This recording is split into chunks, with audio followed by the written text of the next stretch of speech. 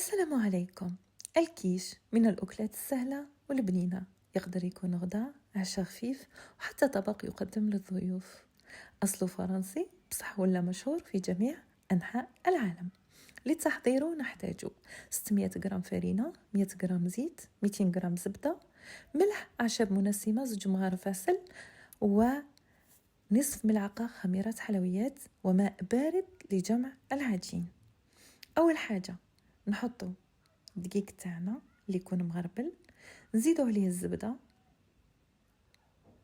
نزيدو الأعشاب المنسمة والزيت، الملح، خميرة الحلويات،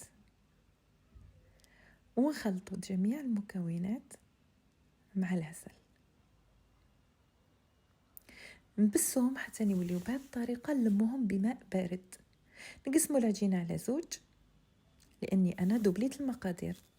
للحشوة نحتاج حبة بورو مقطع دوائر، نصف حبة بصلة، 300 جرام فطر مقطع، نصف صدر دجاج مقطع مربعات.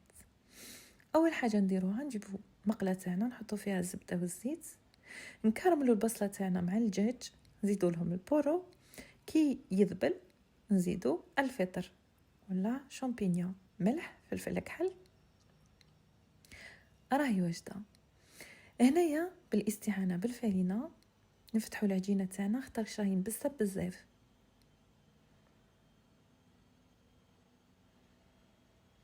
نجيبوا المول تاعنا ما يكون لا مدهون لا بالزيت لا والو، نحطوا العجينة تاعنا، نرتبوها ونضغطوا على الحواف تاعها مليح. بعد نجيبوا فرشيطة نثقبوا ونديروا الخليط تاعنا في المول. هنايا لتحضير لاباراي تاع الكيش نجيبوا 6 بيضات، 200 مليلتر كريمة خفق، رشة خميرة حلويات، ملح، فلفل أسود. نخلطوهم مليح ونضيفوهم فوق الكيش تاعنا. فرن مسبق 180 درجة. بعد ما نوضعوا الفرماج نحطوه حتى نشوفوه تحمر.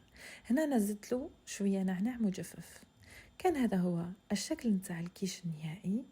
كانت معكم هنا دولتشي إي سالاتو. لا تنسوني من دعمكم أو نقدكم البناء. شكرا.